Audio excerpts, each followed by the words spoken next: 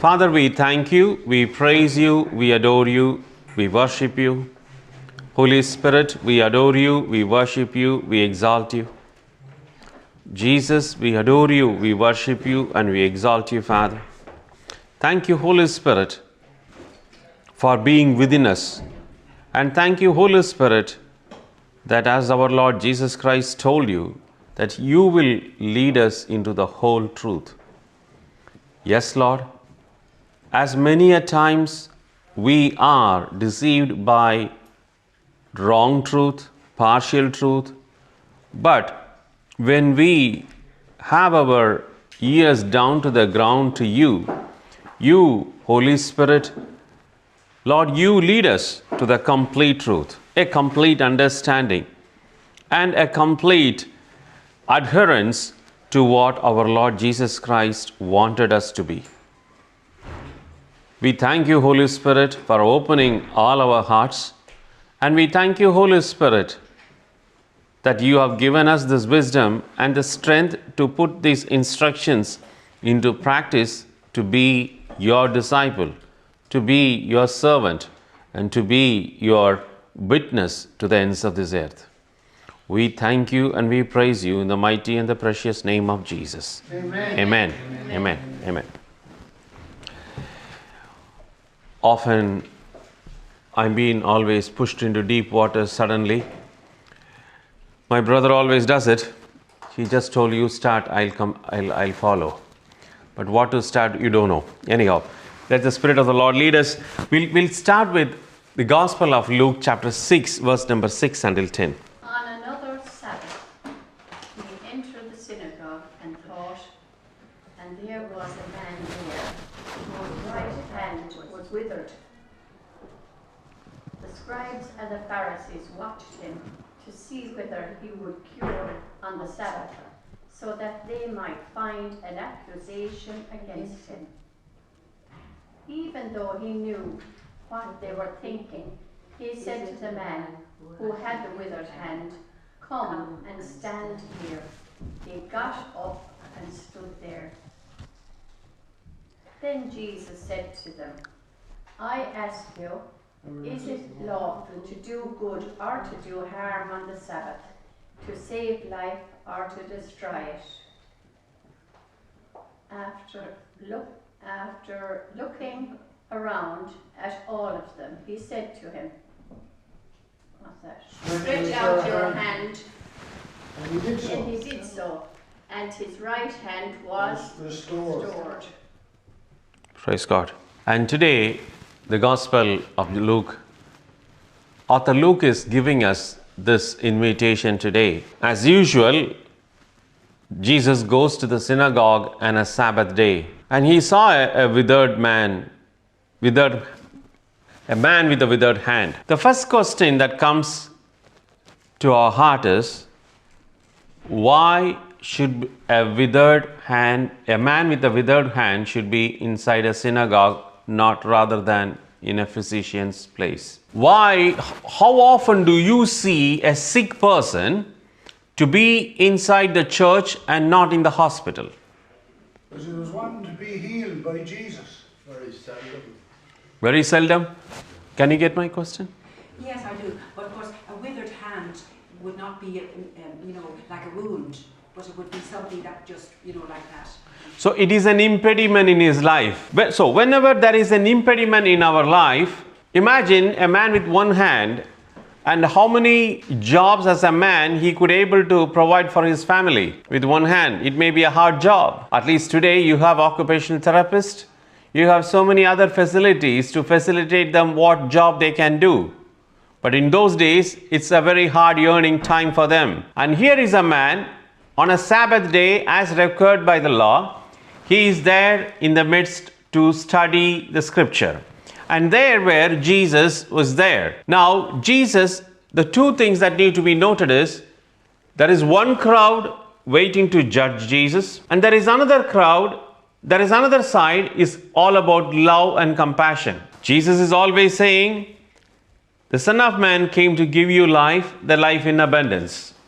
Whereas, people who follow the rules, people who follow a religious attitude rather than an attitude based on love.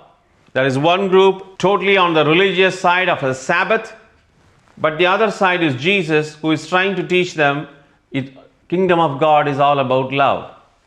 In between this tussle is this man who is with a withered hand. When he is with a withered hand, he did not went there for a healing. Bible did not say that. Gospel of Luke is not saying that. But rather he was present there. Now, how many time that we are present in the presence of the Lord when there is something withered in our life? It can be a sickness. It can be a relationship problem. It can be my finance. It can be a health sickness, whatever whatever it may be. How much do we often present ourselves before the presence of the Lord as this man did? Or how many of us would like to be comforted, consoled, and to be in the presence of our relatives, of a counselor, of person A, B, and C? And that is the significance here. The author, Gospel Luke, he is saying, though his hand was withered, his mind and his heart was towards in the presence of the Lord. When we have a problem in our life, where do we present ourselves with? Are we present ourselves with the problems, or do we present ourselves in the presence of the Lord as on our own, as the Lord wants us to be? Did he go for a healing? No. Bible did not say. As in regular, he went on a Sabbath day on a synagogue. His relationship with the Lord was there. He did not go for a healing. Here, this withered man's name is not prescribed, is not presented here, but rather his nature is presented here. His quality of his heart, author Luke is giving us a beautiful thing. He came as usual for his connection with the Lord on the day of Sabbath, as it was being done by the Jews in those days. When we go to the Sunday services, when we go to the Sunday Holy Mass, do we present like this gentleman? Though there is so many things withered in our life, am I presenting myself to the Lord? Though there are so many withered aspects of life, I don't care, because I know I have to be in the presence of the Lord. Because Psalm 97 verse number 5 says, mountains melt like wax in the presence of the Lord. If that is the case, I need to present myself, my heart, as it is to the Lord. Not with worry, not with fear, and not with anything more than that, my relationship with my Lord. That's where he signifies this man goes and present himself. Now, when anything is withered in our life, do we present like this gentleman, or do we go with like a withered fig tree, like everything is lost, Lord help me? Here is one area, a very, very extreme, exclusive example in the Gospel of Luke, where he says that he never asked for a healing. His relationship with the Lord was far more important than what he was going through. But the call was there for him. And the call was another thing, he was acting on his faith. The Lord said, stretch out your hand. When the Lord said stretch out, did he stretch out, or did he say, Lord, don't you know my hands are withered? He stretched them out. That's why this man is so having a good intimate relationship with the Lord. When the Lord said something, he could able to do which he has not done in his life. Like St. Peter, when the Lord God gave him a call, come, he stepped outside of the boat and began to walk on the water. The same fisherman who knows very well, every time he has his foot in the water, it went down. Is this call, if we have been here today in the presence of the Lord, anything withered in our life, dear friends, it's a call today. Let's be coming into the presence of the Lord as we are. Set apart those withered things in our life, because he cares for you and me. Amen. As he cared for this gentleman, why all he needs When you are in a relationship with Christ, everything is restored.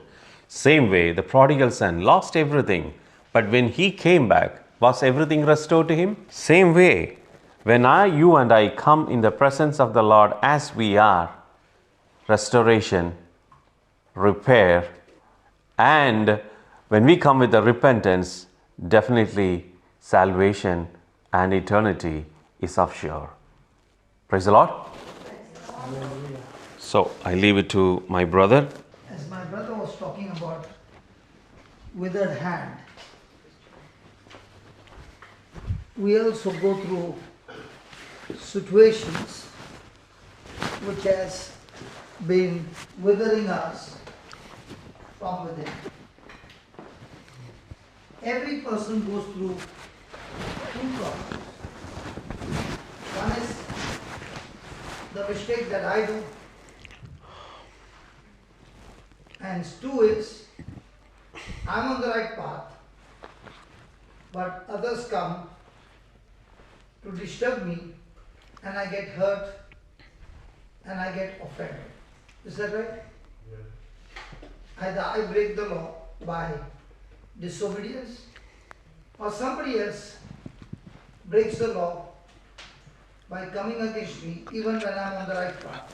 He sent it to me. But in both these cases, There's people lost we end up becoming and they can't find prisoners. When I make a mistake, it is called as guilt. When I record, I'll go and find them. No. I'll drive. How can you find it? But they have asked them to be in a particular An old place. man, he was talking about the mistakes that he had done when he was a child. And those memories kept on hurting him in such a way that he's totally depressed. He's fully experienced guilt overflowing in his life. He just cannot live a normal life.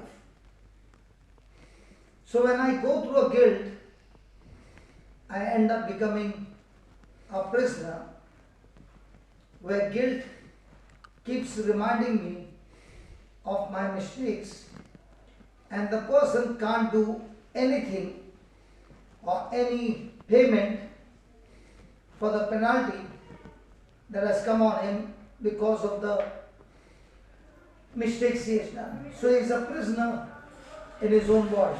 Is that right? Yes. And the second one is, this person has not done any mistakes, but others have hurt him, abused him, insulted him, and he just can't come out of it. He's all the time feeling hurt and miserable. And that is called as bitterness. Now in both these cases, if I'm hurt, if I'm bitter, if I'm guilty, in both these cases, I end up becoming a prisoner in my own life. Have you experienced this? Yes. So what is the medicine to come out of this prison? The only medicine is forgiveness. When I choose to forgive somebody else, I do two favors. One to myself and one to the other person. And when I'm guilty, I come to God asking Him to forgive me. Now, we have heard the word forgive. For the wrong that I've done, I ask God to forgive me. Now, forgiveness is a transaction where the person who forgives pays the damages for the penalty is paid by the person who forgives. Now let's take an example. This brother came, he went out and he came back and handed me a small instrument. Did you notice that? Yes. He just handed me the wireless transmitter. If he had to go out and he would be talking to everybody, what the video would record was not what I'm talking, but what he's talking. Now, was he doing it out of purpose? So there are many things that happen in our life. The person has not done it purposely, but now for the mistake that has been done, let's say the whole video got recorded. Whose voice would be there? Mine or his? And after the full thing is over and you realize what has happened, now do you feel guilty for the mistake that has happened because of ignorance? Come on. Yes. You have lost this video completely. Yes. So there are many a times we are imperfect people, but we want to be perfect in all our ways. And a person who tries to be perfect ends up getting more frustrated because of the imperfection that we have. And the only person who is perfect is Jesus. So when we have made mistakes in our life, the only person who can heal us of our mistakes is the perfect man, Jesus, who took our place on the cross. So when somebody forgives, that forgiveness means I'm willing to pay the penalty for the damage caused and I let you go free. That's forgiveness. For example, somebody came and dashed somebody's car. A dashed B's car and caused damage to B. So A goes to B and says, please forgive me for the damage that I've caused. So B says, okay, I let you go free. I forgive you. But the penalty or the damage that has been caused, you need to pay that damage. So did that person actually forgive? Did B forgive A? Because when a person forgives, there is a transaction that takes place. If A caused damage to B, then B says, I will not hold you, or I will let you go free, and for the damage caused which you are supposed to pay, I choose to pay on your behalf and let you go free. So is there any forgiveness without a transaction where the person who forgives pays the penalty? In our life we have this thinking, okay, I let you go free, I forgive you. Forgiveness is not oral words, it's an action. Let me give an example. Jesus gave a parable when Peter asked Jesus, how many times do I forgive my brother? 7 times 7, 70. And Jesus gave him a parable and he said, there was once a king and he summoned his servants and took accounts. And one of the servants owed him 10,000 talents debt. So the king said to the servant, I want you to pay that 10,000 talent. Now 10,000 talent would be more than $1 billion. Okay. And the servant said, please give me some time, I will pay. So the king said, take his wife, take his children, take him and all that he has, sell them all, and whatever money is recovered, put it in the treasury. Now when the man heard this, he began to cry, asking for mercy and asking for time. The king had mercy on him, compassion on him, and the Bible says the king forgave him. Now if the king forgave him, who paid the debts? The king. So if the king says, I forgive you, but doesn't pay, He cancelled the debt. He cancelled the debt. So if he cancelled the debt, was it a loss for the king? Was it a loss for the king? Yeah. Yeah. But he's the king. But did he pay the price? Yes. So it was a loss and yet he let him go free. Absolutely. Okay. So in our life, when somebody does wrong to us, do we forgive? So that forgiveness will be by words or by action too. Yeah, words and action. Words and action. Yeah. But most of the time our forgiveness is words or action. Words. Okay. Now that same servant went out and found his fellow servant. And that other servant had to pay him 100 shilling. Now, this man had got freedom from billions of euros. And he had to pay 100 euros. Did this servant who got such forgiveness forgive his fellow servant? No. He caught him by the throat, told him to pay his 100 shillings, and he could not pay. He asked him for mercy. He could not pray. He caught him and put him in the prison, beat him up and put him in the prison. Now, the other servants watched this, and they came and reported to the king that the man you forgave of 10,000 talents, after receiving freedom from that, he would not forgive his fellow servant of 100 shillings. So the king was furious. He called his servant and said, "You wicked servant, I forgive you of 10,000 talents. What you have received, don't you think you should forgive your fellow servant of 100 shillings? And because you did not forgive him, and because you did not let him go free, you will have to pay that 10,000 talents. Was he able to pay the 10,000 talents? No. So did unforgiveness lead him to debts? Yes. Did it lead him to be condemned to hell? In the same way, in our life, we do many mistakes, and others do mistakes against us. Now, for the mistakes that we have done, how does God treat us? Okay. Now, when did Jesus give this prayer? Before his death or after his death? Before. When he taught the Our Father, I think it was probably before. Now, was Jesus under the law or was he under grace? Under the law. So, under the law, are you supposed to perform to receive from God, or is God going to perform to give you free? Okay, let's put some scriptures to make you understand. Put that Deuteronomy 28, verse number 1. Now it shall come to pass, if you Diligently.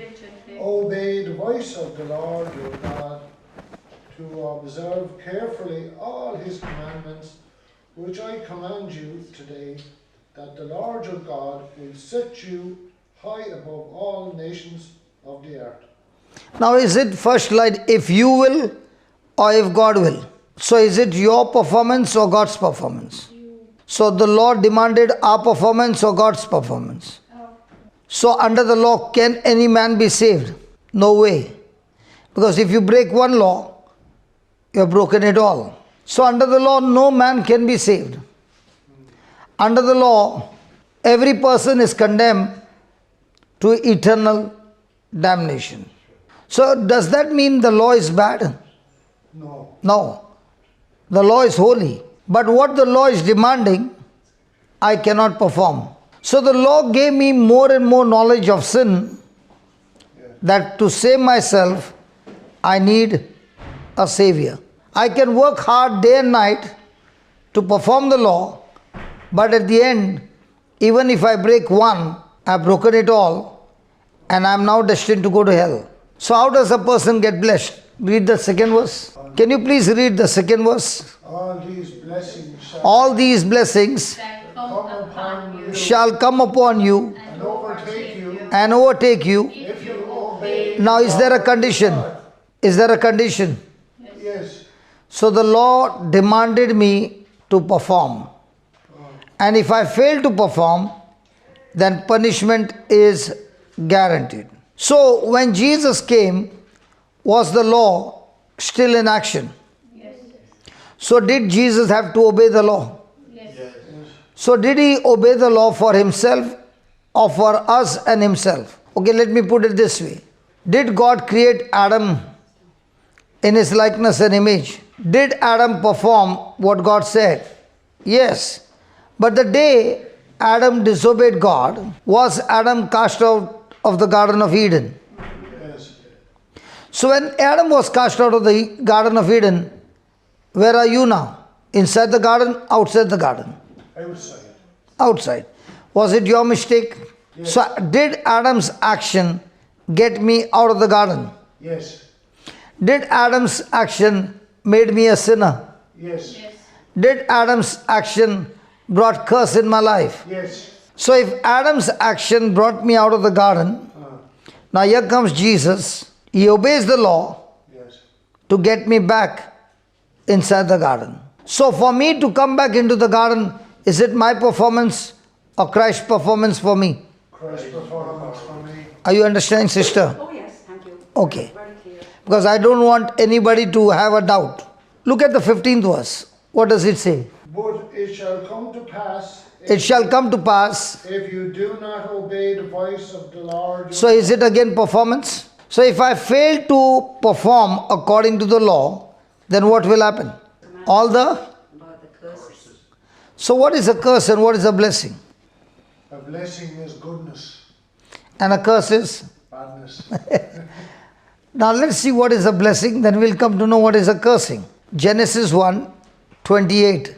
God blessed them, and God said to them, God Bless them. God blessed them. So first God blessed them and then he said. And then he said, be fruitful. So what is blessing? Fruitful. Second. Fruitful. Then. And And multiply. multiply. So what is blessing going to do? Multiply. Make you fruitful and multiply. Yeah. Third. And Fill the earth. and So what will blessing do? Fill the earth. Fill the earth, then Subdue it. subdue it, take care of it, and Have dominion over the fish of the sea. so that means the person who is blessed have 5 things that this blessing will do. He'll make him fruitful in every area.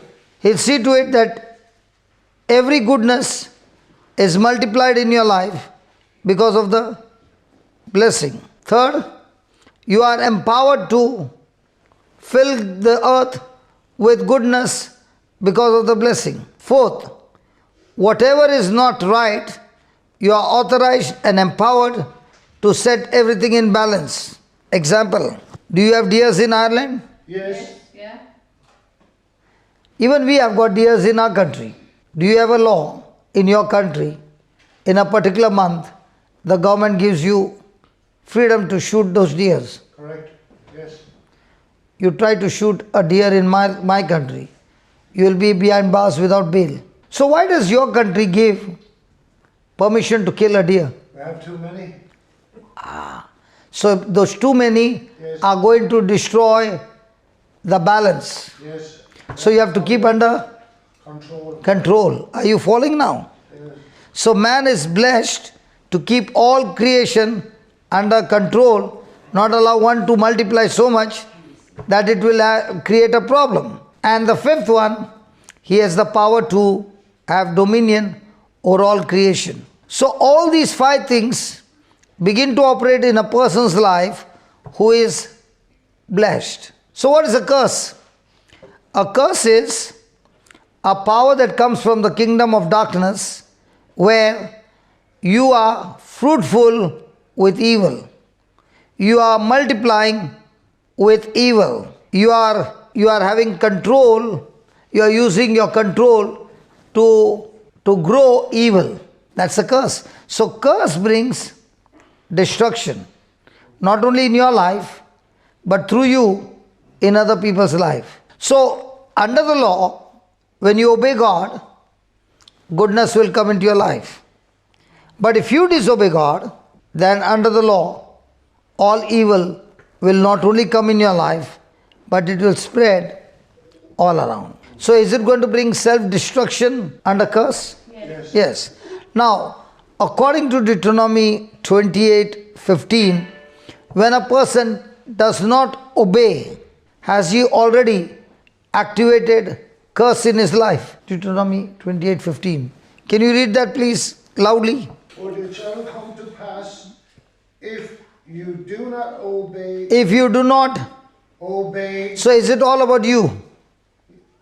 yes, So the blessing or the curse is activated by whom? Satan, God, or yourself? yourself. So in a day, how many things do you disobey God? How many things do you fail to perform according to God's standard? No, not now, I'm justified. I'm not talking under Jesus. before Jesus could come, did we break the law? Yes. Practically every day. Yes. Yes. So are you under blessing or curse? Curse. So Jesus has to come Yes. to turn this around, Yeah. where he is going to be making a covenant with God. So the New Testament covenant is God and Jesus on our behalf. Yes. Are you following? Absolutely. So whatever the law says to perform, Jesus says, I will perform on their behalf. Just as Adam performed well, he got the goodness. He named all creation in one day, and so it was. But the day Adam disobeyed, his action made us all sinners. In the same way, Jesus comes under the covenant of law, and he has to fulfill the law, not miss one point, then only you and I can be set free. So Jesus comes, obeys the law, and because of obedience, now is he supposed to be blessed? So Jesus is coming, brings blessing or cursing. Blessing.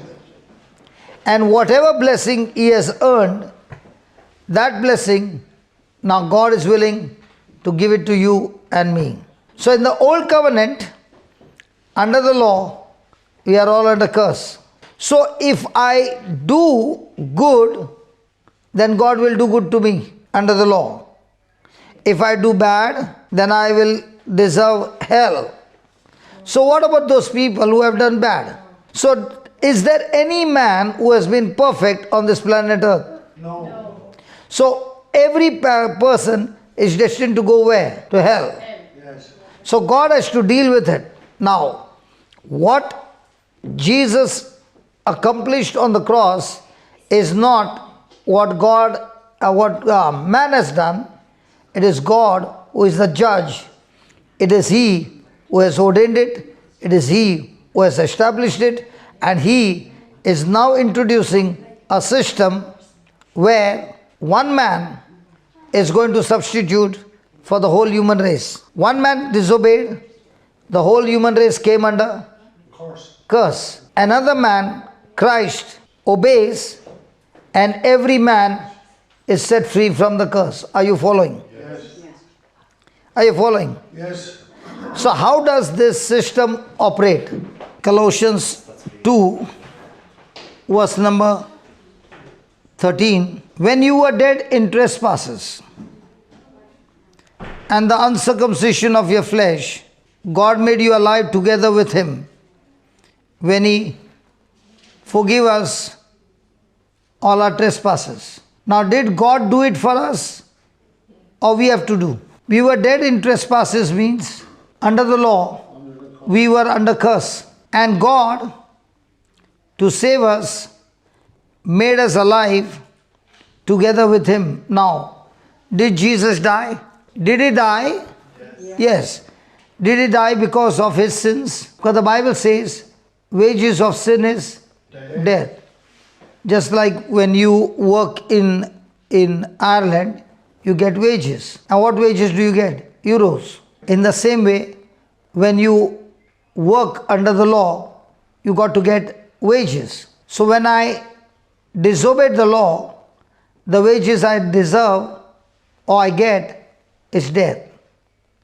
So have we all broken the law? So are we all destined to get death? Yes. No?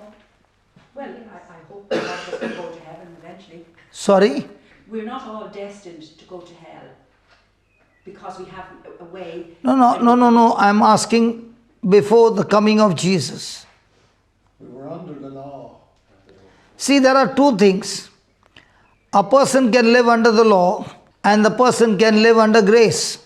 And many a time, instead of we living under grace, we end up living under the law, and we ourselves bring curses in our own life because of lack of understanding. Yes. Yes, but even before Christ came, people who led a good life. No. The Bible says no one can make it to heaven even though he lived a good life. That good life is according to human standard, not God's standard. The Bible says no man can make it to heaven under the law. I'm not asking about Jesus. Before Jesus is coming. Please understand, there are two covenants. The good people who died, like for instance, St. Joseph and Abraham and those sort of people. They also needed, they also needed. But they went to heaven. They weren't freed out of where they were. Hello, sister.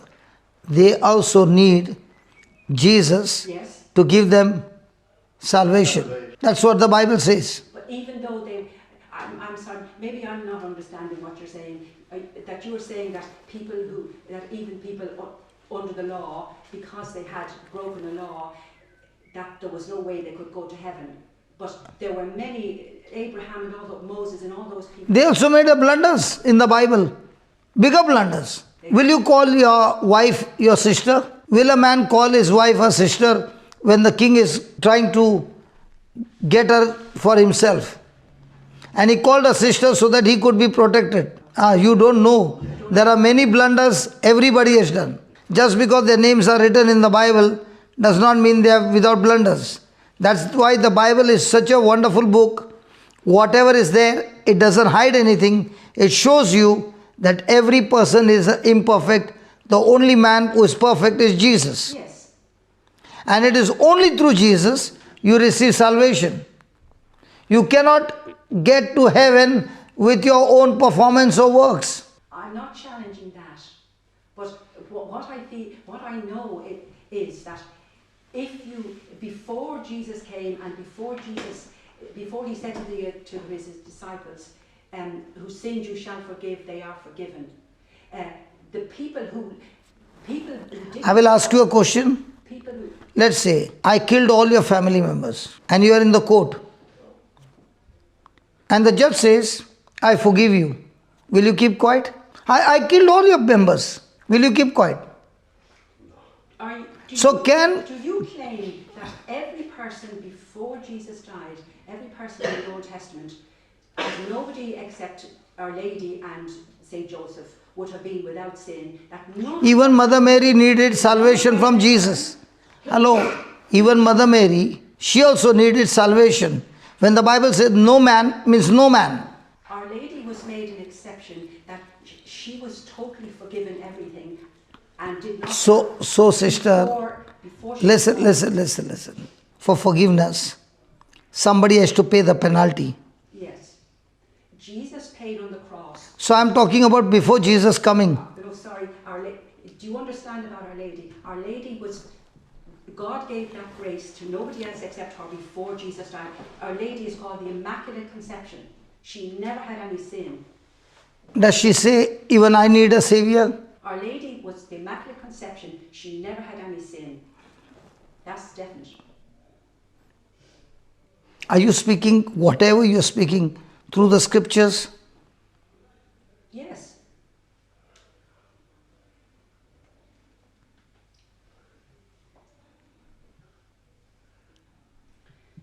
The Bible is very clear.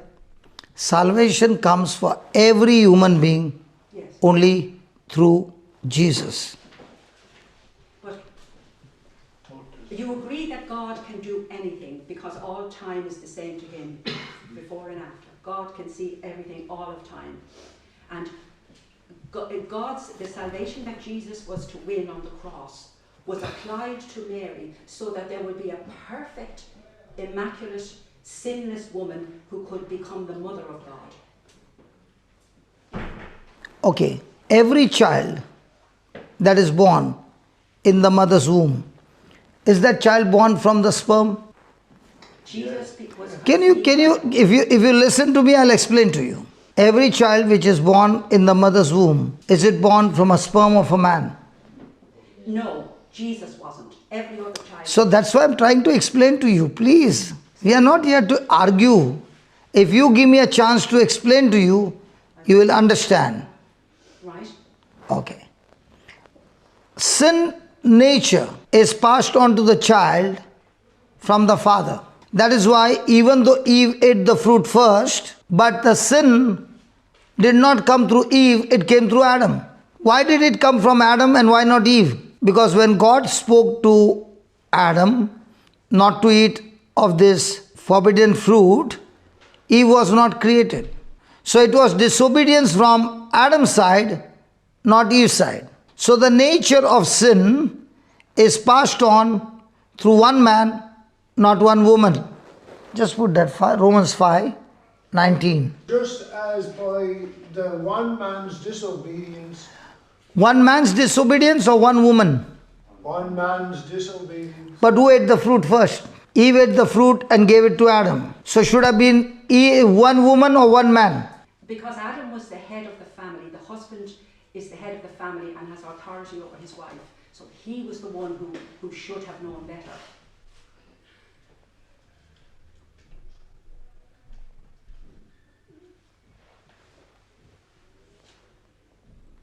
Praise God.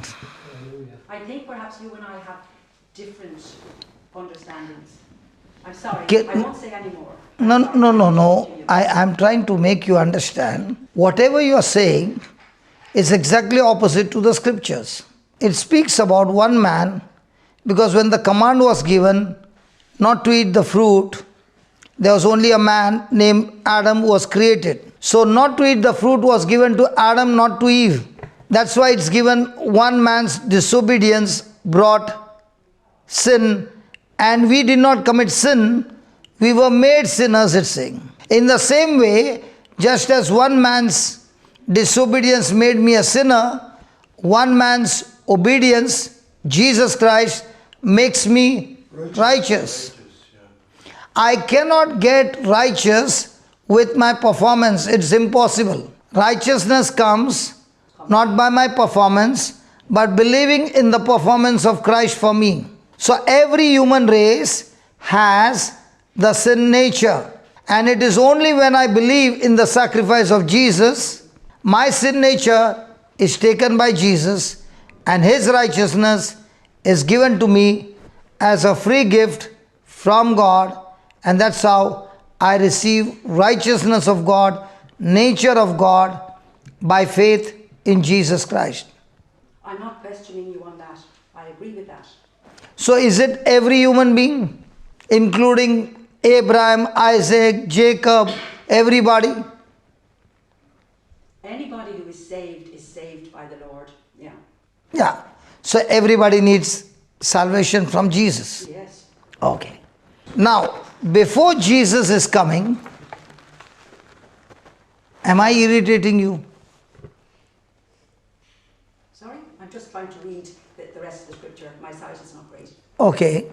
So, coming back, the covenant of law and the covenant of grace.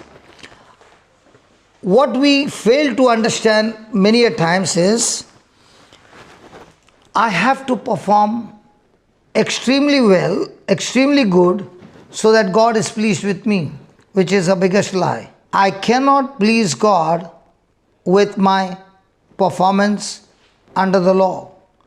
The only thing that pleases God is not my performance, but my believing in Jesus' performance for me. God can be pleased not with my performance, but God is only pleased when I believe in the performance of Jesus for me, and that believing is called as faith.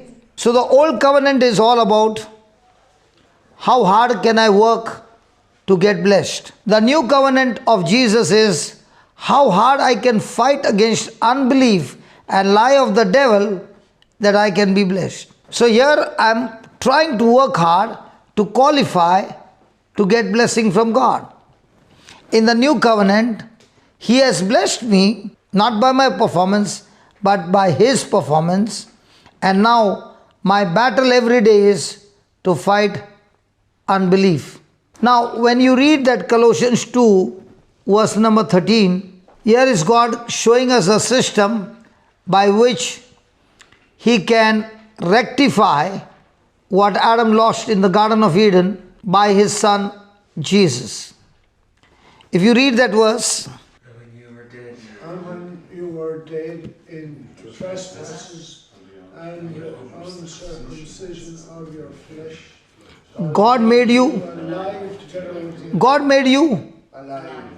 God made you alive. That means we died. When Adam was in the Garden of Eden, where were we? We were in the garden. We were inside of Adam. Yes, in the garden. We were inside of Adam. Yeah. For example, one of the example I can give you is one man got infected with COVID. Yeah. Correct? Correct.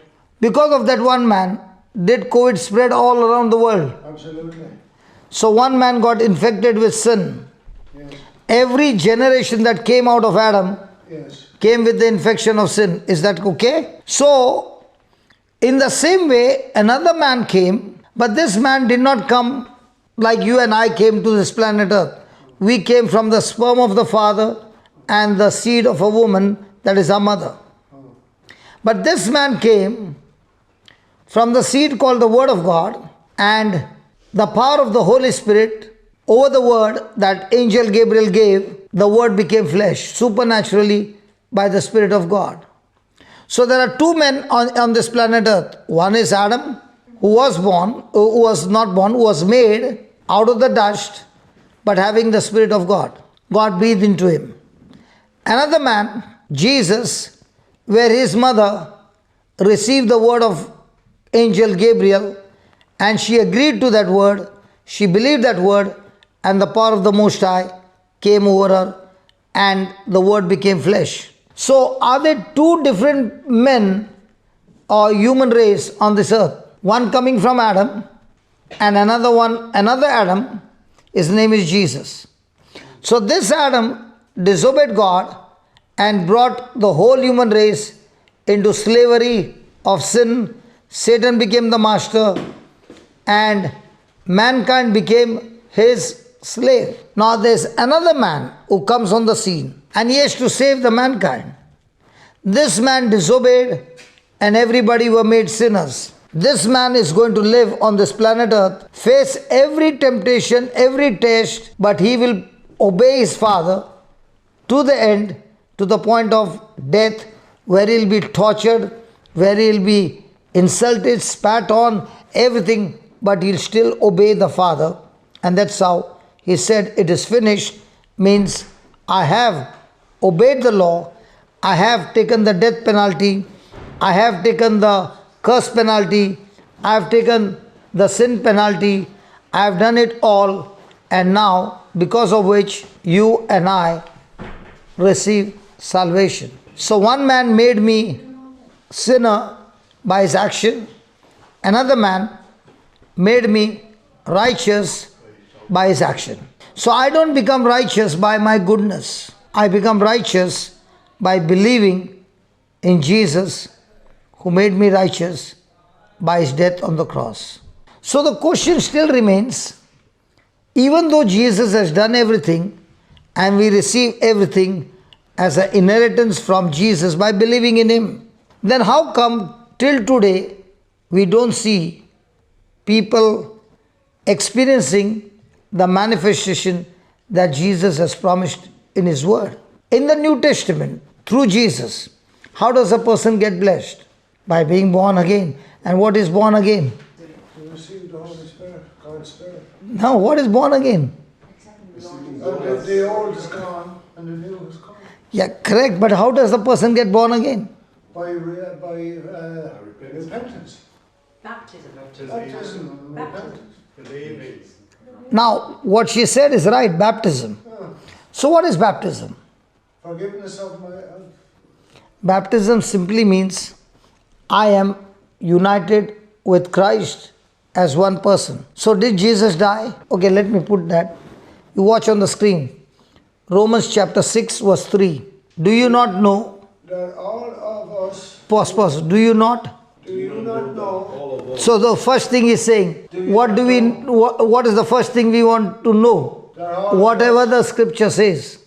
That all of us... Hello. Before you go further, is it very important for us to know the truth? And the truth is what the scripture says or what somebody says. Agreed? Now read. Do you not know? Do you not know that all of us... Some of us All of us... Some of us. All of us. The Bible says all of us. All of us. Then Who have been baptized who have been baptized into Christ Jesus. into water or into Christ Jesus. Into Christ Jesus. So what does that mean, water baptism? Baptized into Christ Jesus. Here he's saying baptized into Christ Jesus. So why do you get baptized in water? Did he speak about water or did he speak about getting baptized in Christ Jesus? Christ Jesus. So is it different from water? It's not different from water. He is saying getting baptized means becoming one with Christ. So when Christ died, you died with Christ. Yeah. Do you believe that? Yes. Does everybody know that? Yeah. That is why he is asking you, do you not know when Christ died, you were baptized with him, in him, and you died with him. Then what does he say? Next line. Therefore, we have been buried oh my God. with him. Now, did you ever know that you were buried with him? Does everybody who has received baptism know that they were buried? It doesn't mean it literally, I think. Does it not mean that along with Christ Jesus, when Jesus died and rose again, that we too came up? His death brought... Absolutely right. But do I believe? So when was the time you went to Jerusalem? Pardon? Have you been to the Holy Land? No, I haven't been to the Holy Land. So why do you say you were buried? Why do I say I believe? See, when you read the scripture, Yeah. according to the scripture, have you been to the Holy Land? Because now you are talking about physical evidence. You have not gone physically to the Holy Land, correct? But this scripture says, in the spirit, were you there when Jesus was there? Very. Okay, let's put it again. Let me explain to I you. was baptized. See, listen, my friend. Listen, my friend. If you understand this truth, you will be able to live a supernatural life Yeah, all the time. correct. And that is very important.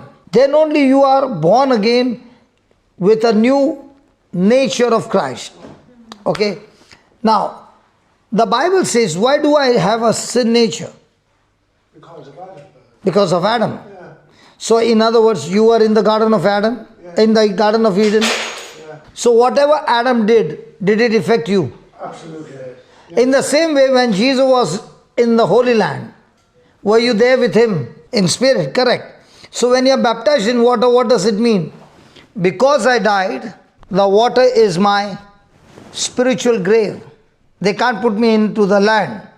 So, it's a spiritual grave where I died with Christ, I was buried with Christ, and now when I'm born again, I'm not born again with the same nature. My spirit has changed from corruptible spirit to a new nature of Christ, which is a free gift of God. And he's saying, don't you know that? If you don't know that, then you will live with what you know. So our life is governed by what I know. Let's say in your Ireland a new law comes, all those above 75, the government is giving them €500,000 as a gift. I'm just giving an example, brother. Yeah, but I couldn't understand what he was saying. It is an example. Yeah, repeat it. Let's say the council has come to a conclusion that these Irish people who are above 75, we want to take care of them, we want to bless them with €500,000. You never heard it and you are 80 years old. Will you get that €500,000? You are entitled to it, but you don't know. In the same way, through Christ, you are entitled to many things, but you don't know. So when I look into the Bible, I come to know that I don't receive from God by my performance. I receive my inheritance from Jesus by faith. So I'm not blessed because I'm performing good. I get this blessing because Jesus worked hard for me and gave it to me as an inheritance. So Christians live life of abundance by believing in inheritance that Jesus earned for me. So I'm a Christian, and this person also is a Christian. I know that through Christ I can get inheritance of heaven. This person doesn't know. So he's struggling day and night trying to perform his best to qualify to get his citizenship of heaven. Whereas I am believing in the inheritance that I have received this citizenship of heaven because I believe in what Jesus performed. Now which life would be better? So the Bible is all about me performing or me believing? Believing. That is why in the New Testament, whenever Jesus healed somebody, He never said because of your goodness you are healed. He never said because of your prayer you are healed. He never said because you go to synagogue every day you are healed. He said because of your faith you are healed. He never said even I have healed you. So the new covenant with Jesus is all about not how much you pray, how much you believe the truth. And when you believe the truth, you believe not because of your performance, but you believe because of His performance for you. You receive it as a gift from God. So Christianity is all about God loving you so much that He gives you everything that Adam lost back to you, restored as a gift from God. Let me give you an example. How many people know that each one baptized in Christ Jesus have been empowered to cast out demons? But do we exercise that? Do we do it? Yeah. We're supposed to. No. We are supposed to, but do we do that? No. How many of us believe that we have been empowered by Christ to go and lay hands on the sick and they shall recover? Do we as Christians exercise this inheritance? We're supposed to. And we are supposed to. So are you doing it? So you are one person, but how many people in the church practice this? So are we people who believe in what Jesus did, or are we people who are struggling to qualify to get what Jesus did? So you are under the law or under grace? So if you are struggling, are you under grace or under law? So can law give you inheritance? No. Can belief give you inheritance? Yes. Which one is better? Look to them. I'll give an example. When I look at other people, they have lived such a good life compared to my life. Yeah. My life was in the clubs, my life was in the gang fight, my life was in the sin, everything. And I was totally qualified to go to hell. And when death came, I knew that I could not come out of it. But when I read Colossians 2, 13, it says, God made me alive in baptism with Christ, and He took all my sin upon Himself, and He died for me as a substitute, and God has forgiven me of all my sins. Look over there. Is God going to forgive you, or has He forgiven you of all your sins? Yes. What does it say? And when you were dead in trespasses and uncircumcision of your flesh, God made you. Who made you? God God made you alive together with Him, and that is baptism. And then, and forgave all us. so is God going to forgive, or He has forgiven us? He has forgiven. Do we believe that? You are saying yes, and then you are saying we are supposed to. Yes. Yeah, well, I do, yeah. So is there a difference between I am supposed to do or I am doing it? I'm doing it. Praise God. Amen. Amen. Then what does He say after that? So did we have record of guilt? No. Did we make mistakes in our life? Yes, absolutely. Was there a legal document? Was there an arrest warrant? So what did Jesus do with that arrest warrant that was against us, that qualified us to go to hell? What did Jesus do?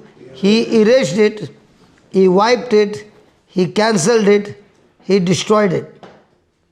Please read that. Raising the record that stood against us with its legal demands, He set this aside, nailing to it the cross. So when you see Jesus on the cross, do you believe that when they crucified Jesus, Jesus was also crucifying something on the cross? Yes, Could you see with your eyes? yes. So where are every document that was against you? On the cross. Yeah. Where are all your sins? Crucified on the cross. Nails to the cross, yeah. So everything that was against you, has it already been finished on the cross? Yes. Or is he going to finish? No, it's finished. But do we believe? Yes, I do. And when you understand that everything past, present, future has been nailed on the cross, there is no more guilt, there is no more bitterness, because what Christ has done for you is so huge that now, with what you have received, you are able to give everything to everybody. Unless I believe that I am forgiven of 10,000 talents, can I now, with this understanding, be quick to forgive somebody of 100 shillings? If I have not received forgiveness, can I forgive? Please listen to me. Yeah. If I am not Oh, forgiven, not forgiving. Yeah. you're not listening, you are saying yes or no. First listen carefully. Don't understand your English. Hear it and then you answer, please. Yes, okay. If I am not forgiven, Yeah. can I give somebody what I don't have? No. So what is the law saying?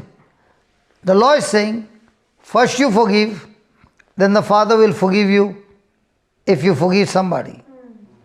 That's what the law says. Now open to Ephesians. Dad went off. Okay, just give me Ephesians 4:31. And be kind to one another, Tender-hearted. tender-hearted. So read that slowly. Forgiving one another. As God, Christ has forgiven you. Now this is called grace. If you got 10,000 euros with you, will you be able to give 100 euros to somebody? Yes. Yes. If you got 100 euros, can you give somebody 10,000? That's exactly what he's saying. Read that 32 again. Be kind to one another, Tender-hearted. tender-hearted, Forgiving forgiving one another. one another, As God. just as God has. Forgiven you. So which one came first? You forgived or God forgived? Under law, who does first? I do first, then God will act. Under grace, who does first? God does first, and I receive what God does, and I am now ready to give. Now, when Jesus gave a parable of forgiveness, did the king forgive the man of 10,000 talents? Yes. Oh my God, we just read it just now. We just heard it. Did the king forgive the man of 10,000 talents by cancelling his debt? Yes, he did. Now, after receiving the forgiveness, did he go out? Yes. Did he find his fellow servant? Yes. Was that servant supposed to pay him 100 shillings? Had he already received 10,000 Yes. talents? Now, is it easy for him to forgive the 100 shillings? It should be, but he didn't. So, in the same way, in our life, are we forgiven of 10,000 talents? Yes. So, are we quick to forgive somebody of 100 shillings? Yes. See, unless I understand the truth, I cannot be set free.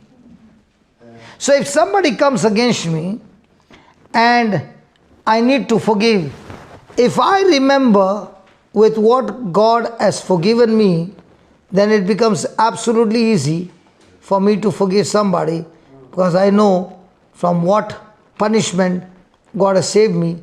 So I look at that person with compassion, because I have received compassion from God. If I have not received, how can I give to somebody what I don't have? Now, who loved first? God loved me first, or I loved God first? So that's why, has He given us love? In the Old Covenant, what is He saying? You love first. Now, can I love somebody when I don't have love? No. Can I love somebody when I am selfish? No. So under the law, am I having the nature of self-centeredness or God-centeredness? Self-centered. So can I give God what I don't have? No. That's why the law is saying, the law is holy, but the law cannot save anybody, because by nature itself is a rebel. That is why Jesus comes on the scene, dies for us as a substitute, and not only dies, He deals with the sin nature by When he died, we died with him. When he was buried, we were buried with him. And when he was raised up, we were raised up again with him. But no longer now sin nature, but God nature. And that's called as born again. And unless I believe that, I will not live with the new nature. I will end up living with the old nature. I came to your hotel, let's say for the first time. Do I know every route to go to every room? No. But if I stay here for 1 week, will I know? In the same way, as long as I don't know, my old nature, which I've lived for all these years, this mind is trained with old nature or new nature. Old. So every decision that I take, everything that I think, is it with the old nature or new nature? Old nature. So when I've got the old nature, my knowledge that I accumulate in me, is it worldly or godly? Old. Now with the new nature, am I interested in world knowledge or am I interested now in Bible knowledge? Bible knowledge. So unless I got the Bible knowledge, what Christ has done for me, will I live with the Bible standard? So how will a person's life change? A person's life will change when he understands what Jesus actually did for me on the cross. If I don't understand that, then I will live, even though I inherit, but I will live like a beggar all my life. Let's take another example. Somebody said, your family, your ancestors have lived a very bad life. They were criminals, and that's why there's a curse on you. Under the law, absolutely right. Because that curse will go for the 7th generation. Under the law. Now, when somebody shows you under the law, and you believe that, now the Bible says, as you believe, as you think, so shall you be. So if somebody showed you a scripture under the law, and you believe that scripture, it will surely come to pass, because your life is all about as you think in your heart, as you believe. Now the same person is under the curse, and he begins to look at, what did Jesus do on the cross for me? Go to Galatians 3:13. Christ, Redeem me. what is redeem? Bought me. Back. Something more. Set me free. Said, bought me. Okay, have you heard the word ransom? Yeah. What is ransom? Somebody's. Exchange. Exchange. So if somebody kidnaps somebody, Price. does he ask the ransom money? So the parents pay the money. So are they buying back what is theirs? Yes. Yes. When somebody buys back what is theirs, it's called as ransom. It is called as redeem. You went to the shop and brought clothes for yourself. Yes. Have you ransomed it? No. It never belonged to you. It belonged to the owner of the shop. But you paid the price. But you bought what was not yours, is not redeemed. When you buy what is yours, it's redeemed. So were we children of God? Yes. Were we sold in slavery by Adam? Yes. Did Adam get deceived? Yes. Now Jesus is going to buy us back. And what is the price that he has to buy back? His own blood, his own life, his whole self. So when you read Christ has redeemed, means a price has been paid. Read that again. Christ has redeemed us from the curse of the law. So is the law demanding obedience? Yes. When I don't obey, does it bring curse? Yes. So have we all broken the law? Yes. So are we all under curse? Yes. But now what does the Bible say? When Christ was crucified, he redeemed us, set us free from every curse of the law. And how did he do that? Read that. By becoming a Curse for us. So how many of us, when we look at Jesus on the cross, we look that Jesus is my exchange, my substitute. He has taken every curse, and now he is a curse to set me free. So if somebody says there's an ancestor curse on your life, According to the scripture, is it right or wrong? What does this scripture say? Christ has redeemed us. So is he saying he has or will be? Has. So is it a past tense? Past. But do we believe the past tense? Yes. Or do we believe that everything negative is happening in my life because there's a curse on my life? So to get the freedom from the curse, do I have to perform well or do I have to believe in Jesus' performance for me? Believe in Jesus for Is it free? me. Yes. But do we proclaim it? Yes. Yes. If somebody today does something very wrong, like murder somebody, what should they do then? How many people did Paul murder? Just, I'm asking you, I don't know. But, if somebody does... did St. Paul murder people? Yes. Yes. He killed a early Christian like anything. But what about today now? If I did something... So you mean to say what Paul did was yesterday? What do I need to do if I've made something... Okay. Now I'm asking you a question. Did Paul kill thousands of Christians? Yes. Yes. Okay, now watch this. When he met Jesus on the way to Damascus, did Jesus condemn him? No. Did Jesus accuse him? No. Or did Jesus speak to him that I will give you an assignment that you have to do? When he met Saul on the way, he said, why do you persecute me? And he said, who are you, Lord? And he said, I am Jesus of Nazareth. And then he said, you shall be told what you are supposed to do. Now, did he qualify Saul on basis of his work or basis of his mercy? You're not answering my question. Because of If I murdered somebody or something dreadful, anything you want to think of, should I just carry on and think I'm grand now because God has forgiven me anyway, even though I'm not sorry that I killed somebody? Okay, I will ask you a question. If you got a pet, a pig, pork, pig, you gave him a good shampoo bath and you love him a lot, will he still go to the dirt? Pig will still go to the water. Why are you saying that? That's his nature. See the connection. Sorry, I can't see the connection. Listen. If you are simple to understand, then I can explain to you. Does a pig enjoy the dirt? Yes. Yes. I don't know anything about pigs, but they probably do, yeah. Yes, they do. Yeah, they probably do. Yeah. I live in the city, so I don't know about pigs. But what has that got to do with me doing something really ill, really evil?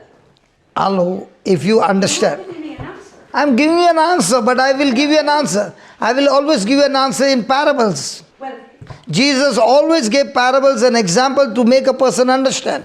Why is a pig going onto the dirt and why is a cat not going into the dirt? The nature. The nature of the pig. So when I was a slave of the devil because of Adam's disobedience, I had a nature to rebel against God. Now, when I believe in Jesus and I got born again, not only my sins are forgiven, my nature has also changed to God's nature. So now I'm not doing those things which I would do before because my nature has changed. Just because you just because you're born in a Catholic family, are you a Christian? I am a Christian, a follower of Christ, yes. But Jesus said, I believe that if I do something, no matter what sin I commit, that God is always willing to forgive me if I ask for forgiveness. Because okay, let's put it this way. Okay, let's put it this way. God forgives us of all our sins. Okay? But He doesn't change our sin nature. Where will we go? We'll still go to hell. The cross is about not forgiving the sins only. He has to change our nature. From Adam's disobedience we got sin nature, and now by Jesus dying on the cross, we have got now Christ nature. I am not doing good because I want to do good. I am doing good because He has changed my nature. I'll show you the answer to what you are asking. Go to Ephesians 2 verse 8. I thank God that you are asking these questions, because there are so many people out there who are asking questions. But unless you believe this scripture, your mind will never change. You can ask me 100 questions, see 100 scriptures, and still go with the same mindset, and there is no change. The scriptures is only for us to make the necessary correction. And if I don't make the correction, I can say I shall go to heaven because of my good works, and God says every good works of man in God's standard is filthy rags. If any person who is trying to do good to qualify, God calls that work as flesh. And if any person who is believing in the performance of Jesus, what He did for him on the cross, that now whatever labor is putting, it's not his, it is the grace of God. Unless that change takes place, my life will never be fruitful the way God wants it to be fruitful. Please read it, somebody loudly. For Have been saved through faith. And this is not your this is not your own This is the gift doing. of God. Not by your own, it is not by your own doing. It is the gift It of is the God. gift of God. So let's break that. For by grace you have been saved. Now are you saved by your good work? Through faith. No, not No. no. Is anybody saved or receiving heaven by his good work? No. The Bible is very clear. You are saved by grace. And only by grace? No. There are two things that require to be done. One is grace, and second is faith. Is this real money? Yes, I did not give, she gave it to me. correct. It is Irish, Yes. 10 euros. It's European. Sorry? It's Euro. It's European. Euro. Euro, okay. You can use it in France as well as in Ireland if you want. Okay. Now I want to say something to you. This 10 euros, I want to give it to you. You heard what I said? Yeah. This 10 euros, I want to give it to you. Praise God. Amen. I think you did not hear my English.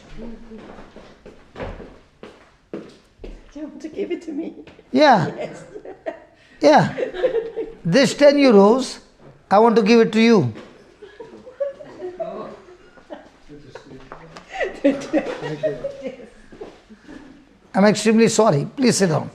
Now, when I said this 10 euros, I want to give it to you, you got up from your seat. You came so close. It was your faith to take it from my hand. But you never took it. He got up and he took it. Now that euros are in his hand. Might be he's thinking, I have to return it back. He got the correct answer. He put it in his pocket. The same is grace. Jesus worked hard for us, performed for us on the cross, and now God the Father is giving everything that Jesus earned for us on the cross as a gift from God, which is called grace. Now this is not possible before Jesus' death. That is why he says, for by grace you have been saved. He never said you are saved by your performance. He never said you are saved because you go to church. He never said you are saved because of your prayer. He never said you are saved because of your tithing. He said you are saved by grace of God. Let me ask you a question. There were two thieves on the cross, side of Jesus. One said to Jesus, please remember me in your kingdom. Did he go to church?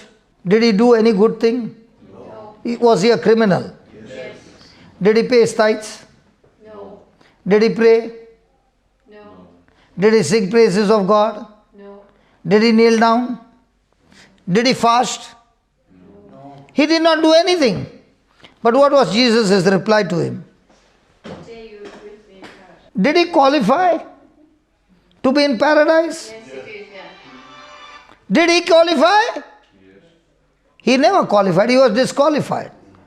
But did he believe in Jesus? So what was the qualification? So what's your qualification to get heaven? That is why it irritates people, because they say, how can God give heaven to this man who has lived a criminal life and I've lived a good life? Okay, let's put it another one, parable. Were there two sons that Jesus gave a parable, the elder son and the younger son? Who did nasty things, the elder one or the younger one? Younger one. The younger one. Did he live a sinful life? Yes. Did he waste his father's money? Yes. Was he living a sinful life? Yes. One day he came to his senses. Did he come back to his father? Yes.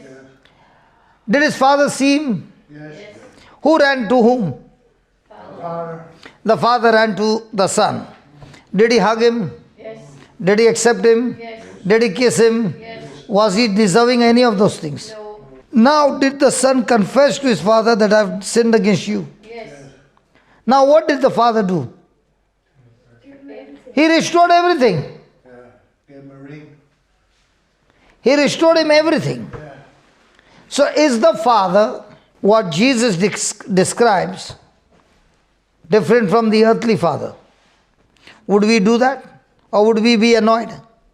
A father comes home and he puts a big party for everybody. He's celebrating.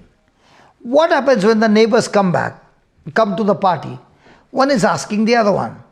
His son had gone out for 4 years or 5 years. He has come back. Has he become a doctor? No.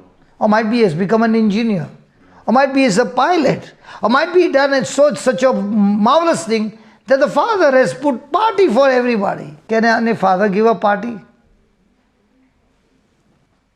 Isn't it looking foolish? Has the son achieved anything? No. So why should the father put a party? Because the father saw that even if I would force him to stay at home and not allowed to go there to the distant country, he would be physically here, but mentally he would be always there. So the father wanted him to know the truth. He allowed him to go.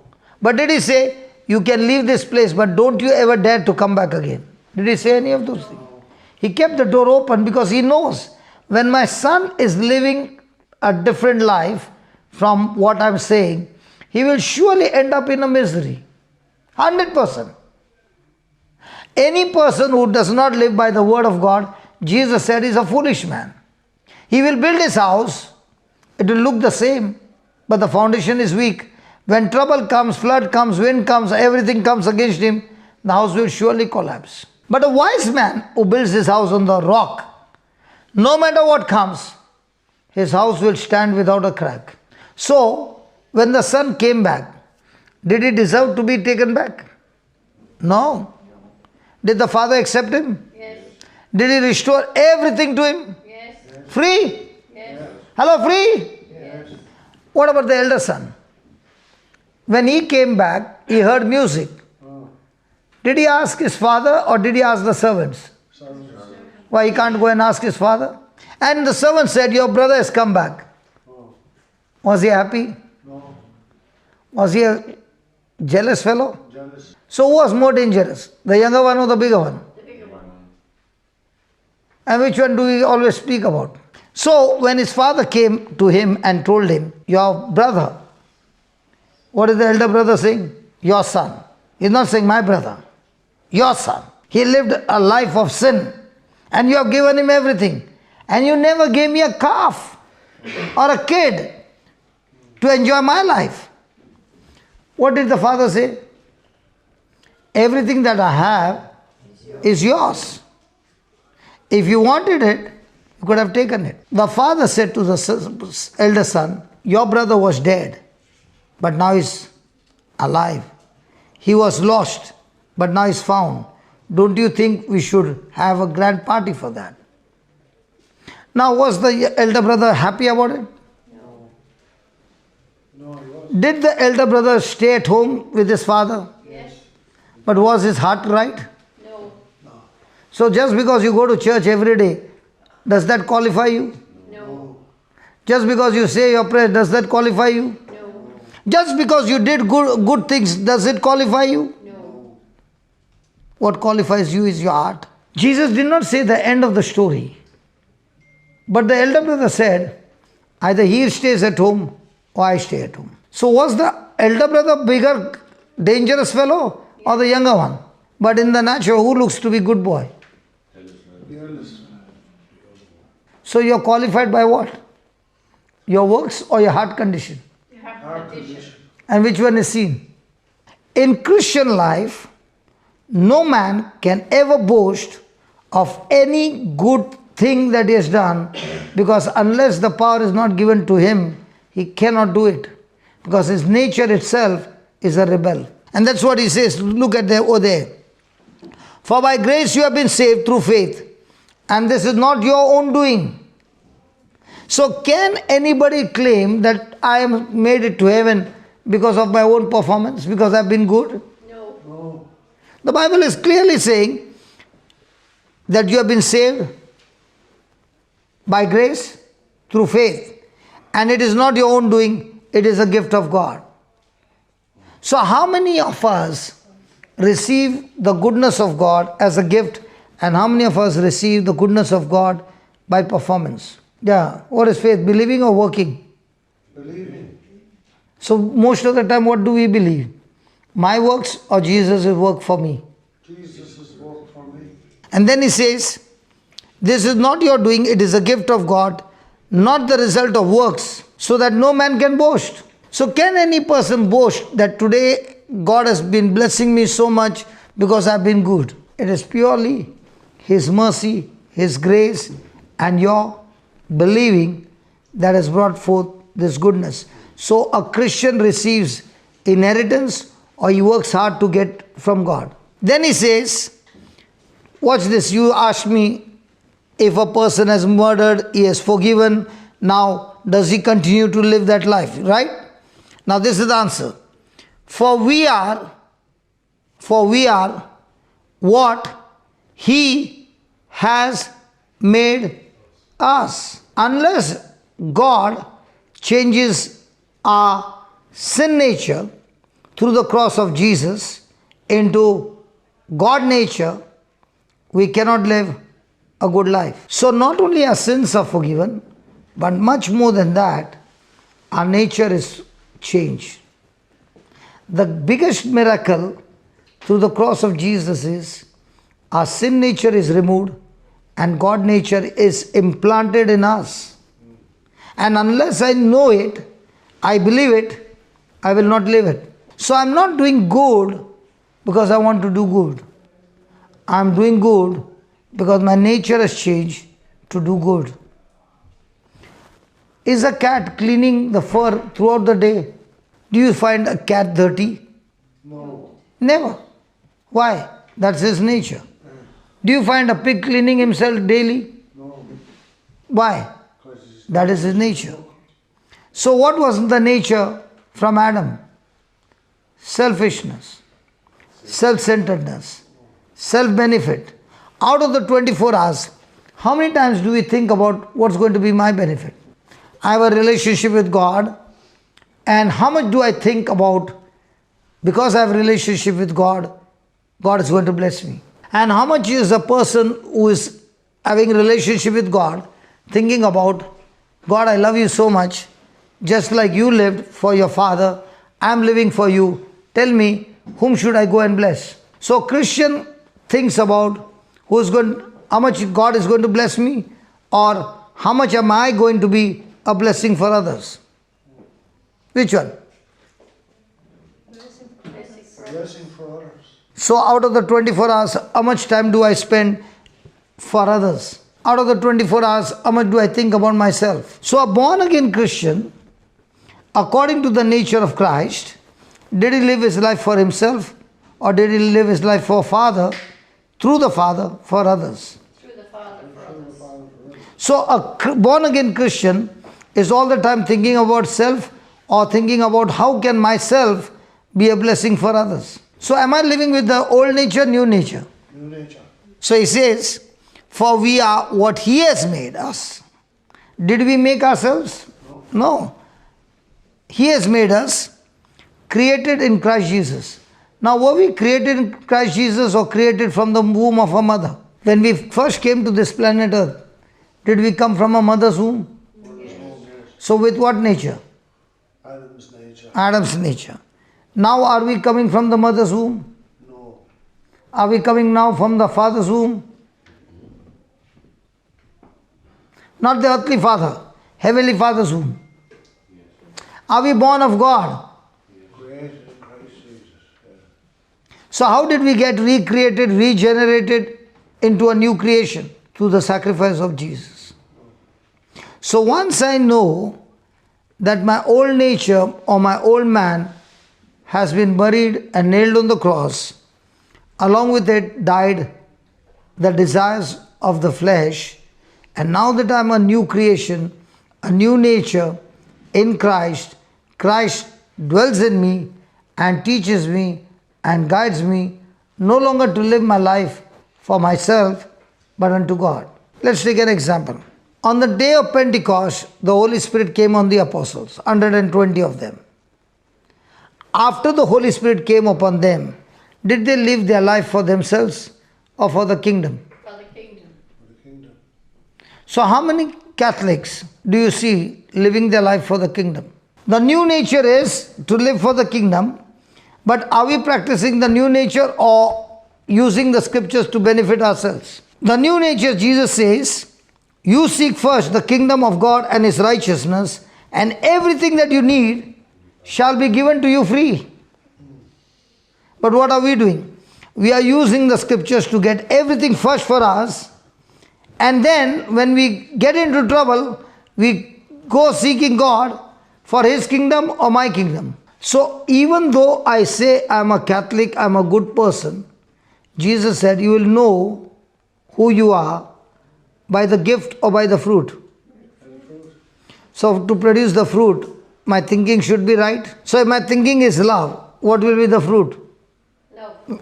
If my thinking is bitterness, what will be the fruit? Bitterness. So which one is more dangerous? The achievement or the thinking? So who will change your thinking? Scripture. So scripture is the seed that will produce the thinking, which becomes the root, which will produce the fruit. If my seed is wrong, then my thinking is wrong. My thinking is wrong, the root is wrong. The root is wrong, my believing is wrong, my decision is wrong, my action is wrong, I am totally wrong. Somebody will ask me, don't I need to pray? Surely you need to pray. But your prayer does not qualify you that you are right. If my thinking is wrong, let's say one person saw a lady at the bus stop wearing red. And he had a vision, there's a lady at the bus stop that's going to be your wife. So he goes to the bus stop and he sees the lady in red. And now he comes to a conclusion that this lady is going to marry me. So he goes to the bus stop every day because she's going to work. So now, after 15-20 days, he starts talking to her. After some days, they become good friends. And now he proposes to her. And she says no. She says no. But the vision said yes. So he's going after her. 1 year is over, 2 years is over, but she's still saying no. So one day he goes to the counselor and says, I've been fasting, I've been praying, but this lady who the vision said is going to marry me, she's been saying for the last 2 years, no. Can you tell me where's the problem? So the counselor says, do you study the word? Yes. Are you obedient to the word? Yes. Are you a doer of the word? Yes, yes, yes. Then the counselor says, Holy Spirit, please help me. For everything he's saying yes. Can you please help me, please? And the Holy Spirit says, ask him, who are the members in his house? So he says, I got a dad and a mom, a brother stays with me, a sister stays with me, and my wife and 3 children. The moment he says wife and 3 children, is he qualified to get married again? No. So even though he's praying, will that prayer work? Under the covenant, one man get married how many times? Once. Why is it taking such a long time? Oh my God, they take it such a long time. In my country, if you ask, how many times can a man get married? One. So they'll say, in Ireland they are waiting. I don't know. Now, is he praying the prayer according to the covenant? So will his prayer be answered? So if his thinking is wrong and he's saying the prayer, is it going to be a dangerous prayer? Yes. Because what he's praying, if it doesn't line with the word of God, it's an error. And if his words are error, it will surely produce fruit, which is going to be an error. So even before I pray, should I first seek the truth and then open my mouth and pray? Let me give you another example. A person has got pain in his leg, severe wound in his leg, and is praying, God, please heal me, telling everybody, please pray that God will heal me. Now, is it a right prayer? According to the scripture, is God going to heal you? Or by the wounds of Jesus, you believe you have been healed? You will be healed or you have been healed? Have been healed.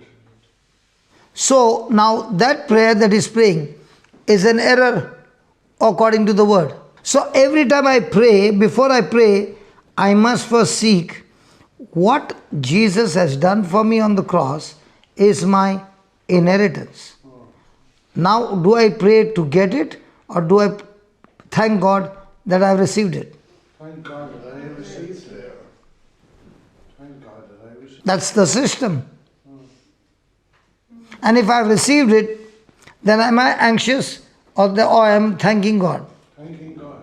So my battle every day is to get things from God or understand the truth and start thanking God, believing God that I have received this inheritance and mix my faith. So where grace and faith meet together, there is always supernatural manifestation. Grace is what Christ has done for me. Faith is what I believe Christ has done for me. When they both meet together, the result is manifestation. The sister in orange. You got an orange. Is that orange? Me? Yeah, a little orange. I don't know what color is that. Oh, yeah. You are confusing me. Okay. Now let's take an example by grace through faith. Okay. Do you have any pain in your body? Yeah, very bad. Very bad. What pain? In my back. Your back. Can you please come here? You will be on camera. Is that okay? Yeah, yeah. Okay. Thank you. Hello. Now, she has got pain. The lady in green, can I call you here? Please come. You'll also have to go from here and come this side. And I will be the referee in between. Oh, I could work that way. Okay. How did you know that? How did you know I was in pain? But that's what the Lord told me, call her. Because He wants to heal you right now. In the next 3 minutes, you will be without pain. There you go. And she is going to heal you. Well, I'm in pain every day. It's chronic pain. No matter what it is. Yeah, Jesus raised Lazarus from the dead. that's true. Thank God you are not dead. No, but that's good. Yeah. So your case is better than Lazarus. Yes, Now do you understand? yes, I do. So we need to believe. I do believe, yeah. So now what you're talking to me about your pain, is it giving me belief or is it giving me unbelief? Belief, That you are in chronic pain. yeah. Is giving me more belief? Or are you speaking the promise of God which will give me belief? Promise of God. You just spoke a problem to me. Yes, Is it going to build my faith or tear my faith? build your faith. And if you are to speak the promise of God, is it going to build my faith? Yeah, Yes. So promise of God will build your faith. And when you keep on thinking your problem, you end up with anxiety and worry. yeah, Correct? yeah. So I'm going to stand now. And I'm going to ask her to do something. Okay. And you will be set free. Now she has not come with me. She has not come with me. I don't know her.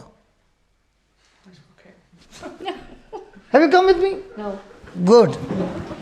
Now, we were studying that by grace you are saved through faith. So how does she get healed? By grace, believing in what Jesus did or Jesus is going to do? Jesus did. Praise God.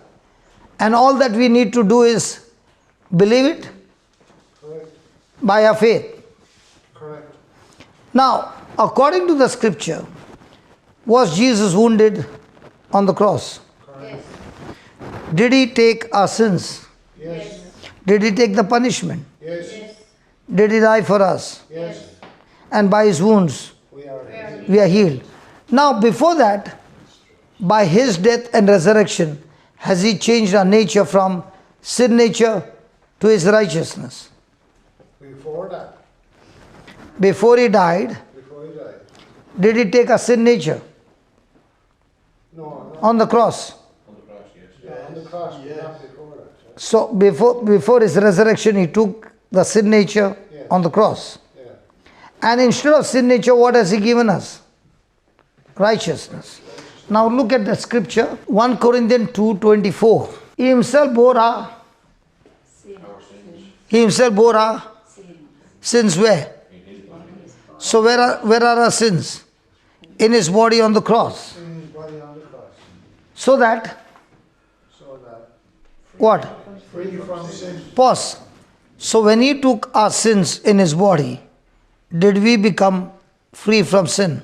Correct. Yes. So did we become free from sin only? Or also we became free from our sin nature? Both together. Both together. We might live. We might live for righteousness. So are we now having new nature of God? Yes. Now did he give it to us as a gift? Yes. So now do we have the nature of God? Yes. Okay, let me put it this way. If you got a SIM in your mobile, whichever operator you have, the SIM will get connected to that network operator. Agreed? Hello, agreed? Yes. So when we were born with sin nature. So by default, we were connected to whom? Adam. Sin nature means, Adam's nature. so the kingdom of darkness or Satan. Yeah. Right? Now that Jesus has paid the price on the cross, Yes. are we on sin nature or God nature? God nature.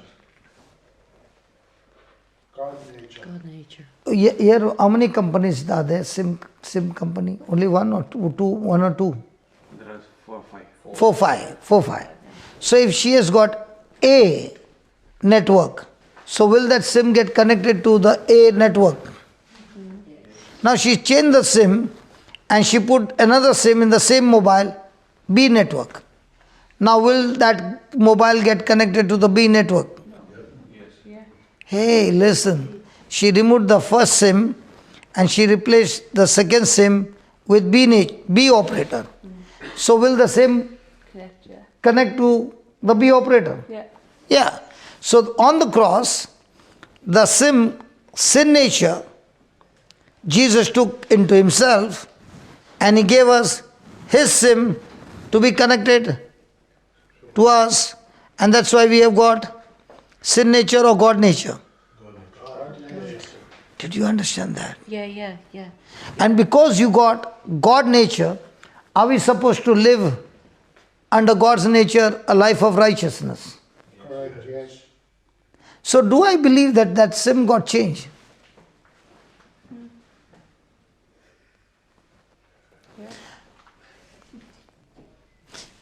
Don't worry. I want you to understand. Now with that network of God, did Jesus go around doing good and healing everybody? Yes.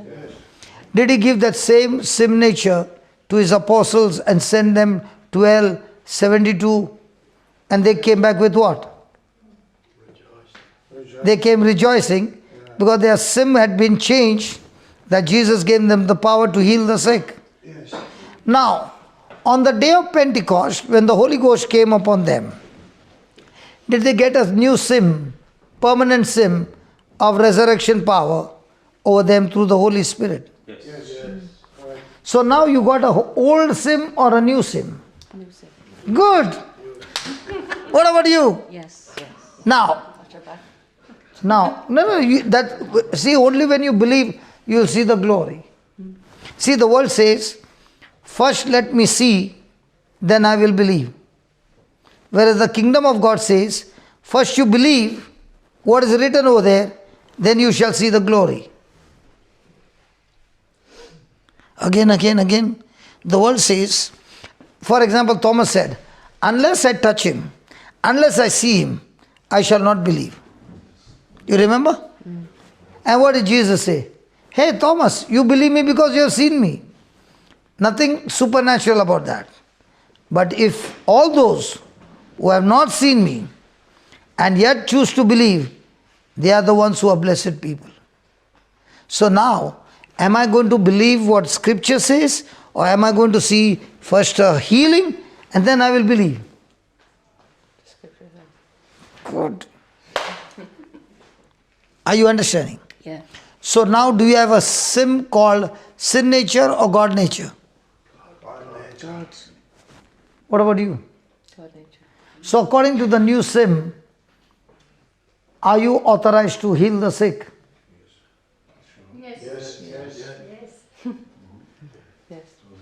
So now when you open your mouth and speak those promises, the words coming out of your mouth is empowered to go and kill that sickness and restore her health. She's saying, oh my God, this man is going live around the world and this man is going on talking. Does he know what he's talking?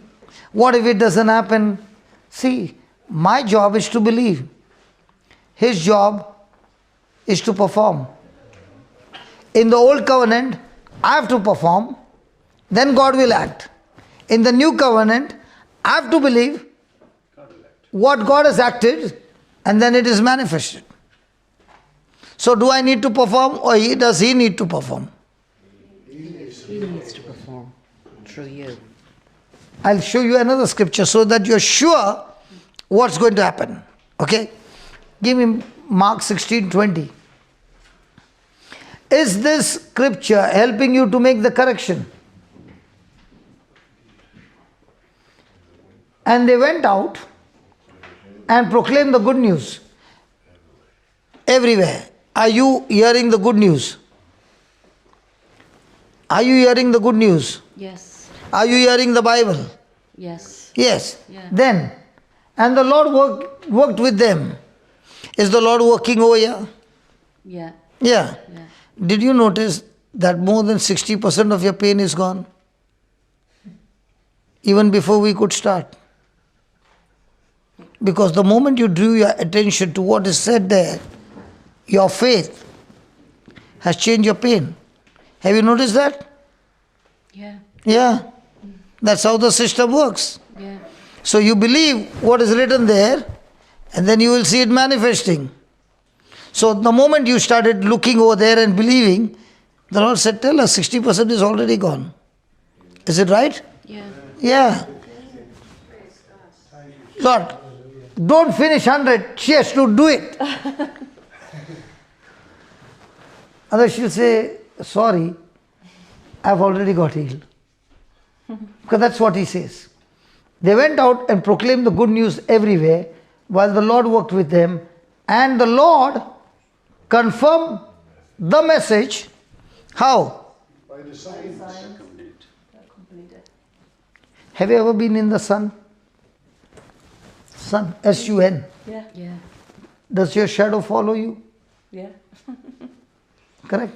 In the same way, those who believe the message, the Lord says, signs and wonders will follow you. Can you tell the shadow today take a holiday? No. No. So can you tell miracles to take a holiday? No. When you believe, they're bound to follow.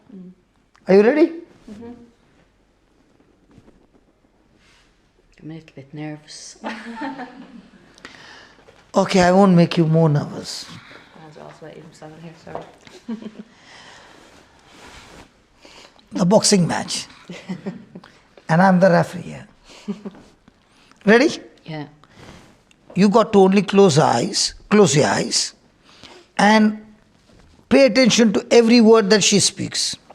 Those words will enter your ears, go back to your back, and destroy that infirmity completely. Are you ready? Mm-hmm. I'm going to give you the words.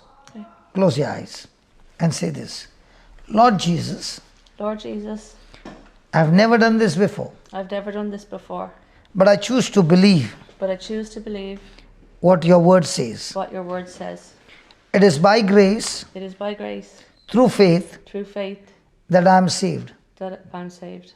It is by your grace It is by your grace that you have finished that you finished everything for us everything for us on the cross. on the cross.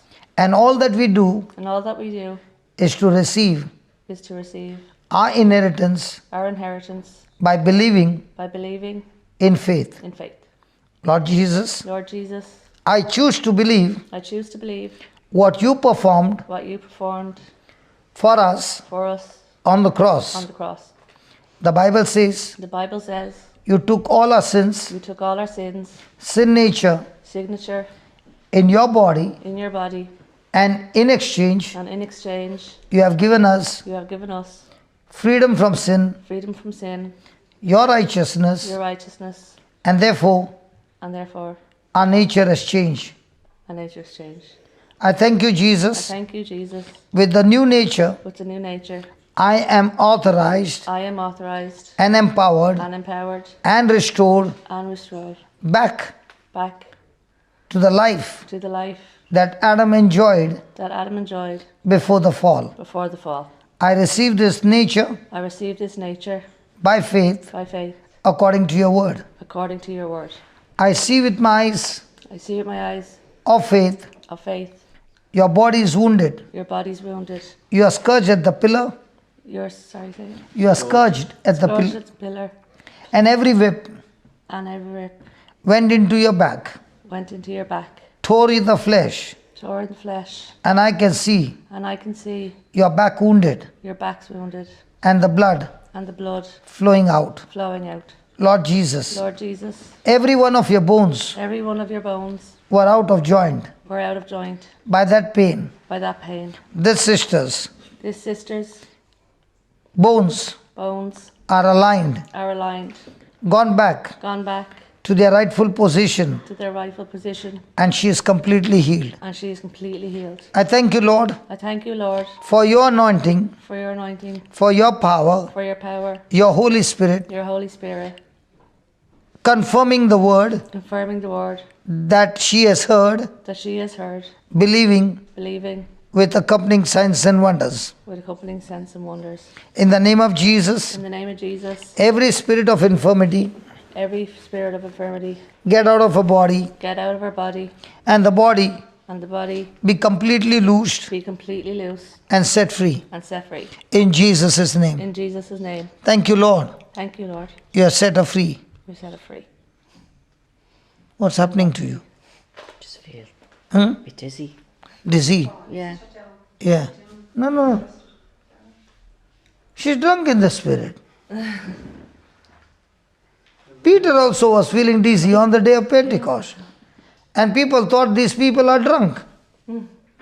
That's the Holy Ghost power. Yeah, it's a Yeah, you are set free. Begin to move your arms. Come on, do something you couldn't do. Do something that you could not do. That's weird because the pain was terrible sitting on the chair when I was over there. Now, there's no I pain. just don't feel any pain now.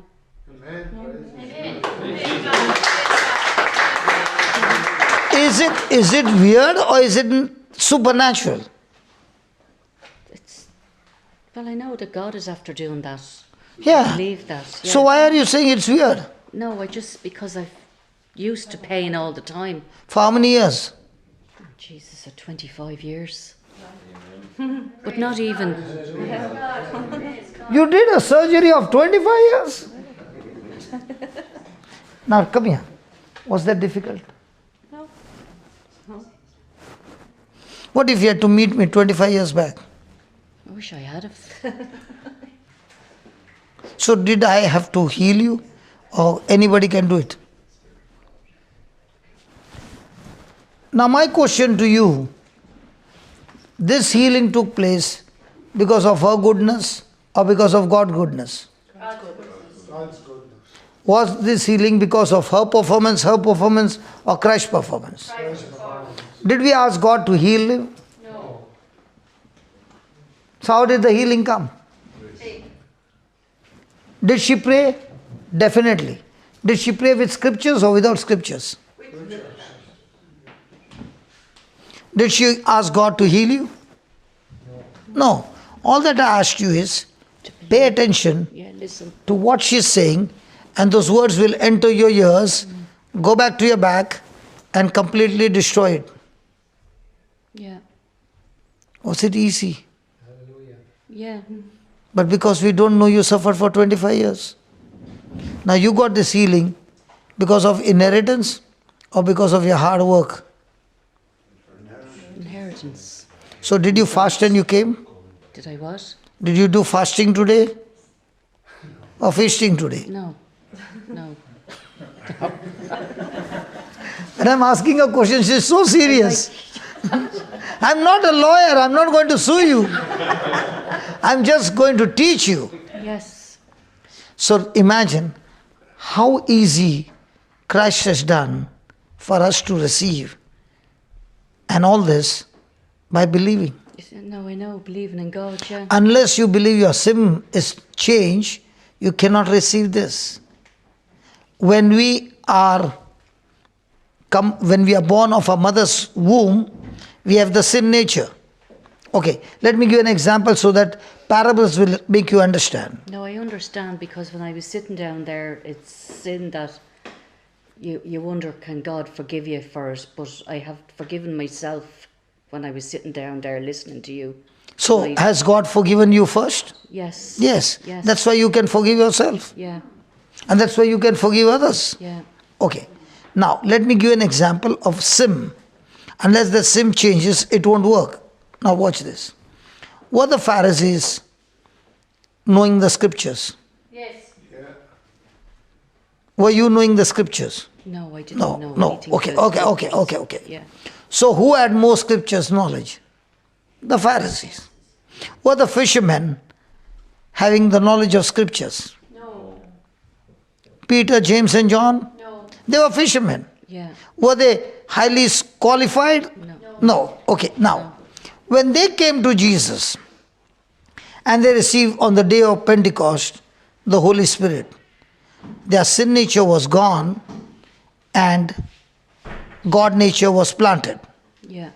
So now were they spirit being or spiritual being? They Were spiritual. being baptized in Jesus, They were spiritual. their spirit Yeah. had changed and they became spirit being. What about the Pharisees? Were they spirit being or spiritual beings? I don't. Did they? Okay. I'll make you understand. Yeah. Did they believe in Jesus or were they thinking of how to finish him? How to kill him? Yeah. Yeah. Yeah. So, were they spirit being or spiritual being because of the scriptures? They knew the scriptures. They were spiritual being, but not spirit being. Who gets the job done? Spiritual being or spirit being? Spirit being. Exactly. So Peter, James, John, Paul, who was a spiritual being, killing people, when he got born again, he became a spirit being. Yeah. Who are you now? Spirit being. Exactly. Now, before you knew this, who are you? Before I knew it. Before this, you knew you are a spiritual being, you are very good in praying, you are very good, Yeah. but did you know what happened on the cross? I did know what happened on the cross, yeah. You did know? I did know, yeah. So you knew But I that you knew that God had removed your sin nature and given you God nature? Well, no, I wouldn't have known that. I knew he died on the cross first. That's all I knew. All Catholics believe that. Even the devil believes that. That's all I knew. Even the devil believes that. But he's not a spirit being. Yeah. Only the one who makes Jesus his Lord is a spirit being. Did the Pharisees make Jesus their Lord? No. That's why they rejected Jesus. So now that you're a spirit being, are you going to, or are you empowered like the apostles? I hope so. Did you say, I hope so, I will be healed? Did he say, by the wounds of Jesus, you hope so, you will be healed? I know so. That's more so. Because he said, by the wounds of Jesus, you were healed. Yeah. So is it hope or is it sure? It's sure. Yeah. So as long as you hope, did Jesus ever say to anybody, go in peace, your hope has healed you? No. No. Now do you understand? Yeah, no, I do. Yeah. So now for your life to change, every day you must believe that your sin is changed from sin nature to God nature. And because you got God nature, your connectivity is with that operator. And who's the operator? Jesus. Jesus is, yeah. So is Jesus now inside you? Yeah. Good. His sin is inside you? Has he forgiven you? I know he has, yeah. Does he love you? Has he given you his nature? So now, are you going to live for him with the new nature? Yeah. That's why there are tears in your eyes saying, it's okay. Saying, Jesus, I now understand. Even if nobody loves me, you love me. You care for me. You have cancelled all my past. And you have given me heaven as my eternal home. That's a gift from God. So it's a day of feasting. And that's the proof. What did not happen in 25 years, he did it for you. And did he need a big preacher? No. He can do with everybody's hands. Isn't that good? God. Okay, now, we are all three going to agree. For all these people who are sitting, you can stand next to me. Are you? Being on camera. Sorry? The camera free too. Is she looking ugly? Is she looking good or I am looking good? We all three are looking good. My color is fairer than hers. It's not lie. Okay. Are you ready? Yes. And all those who are at home or wherever you are, the same anointing flows into you.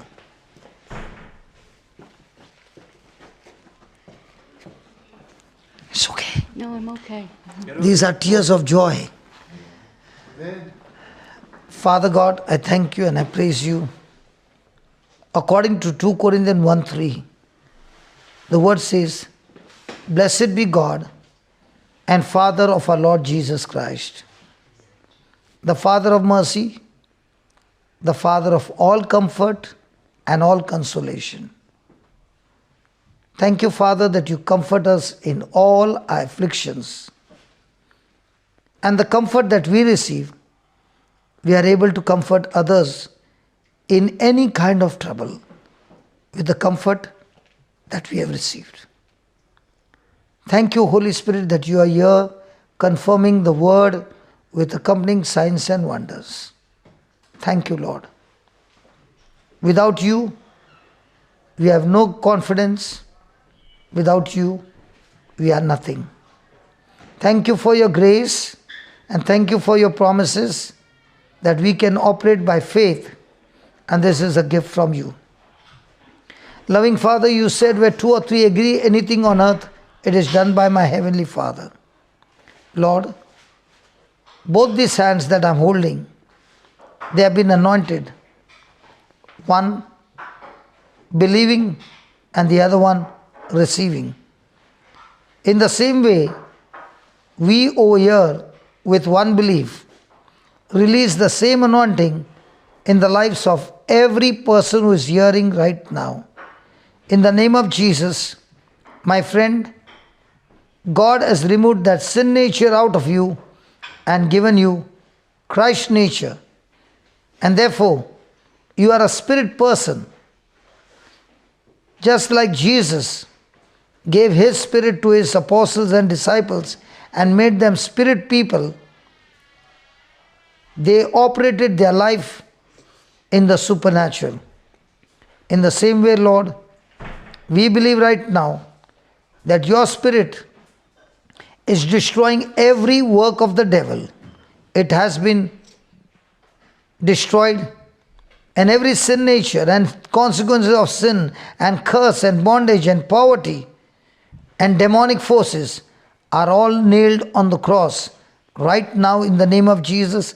And every person who is hearing the gospel right now, I speak to you, my friend, you are loosed, healed, delivered, blessed in abundance to be a blessing to the nations. In the name of Jesus, amen, and amen and amen.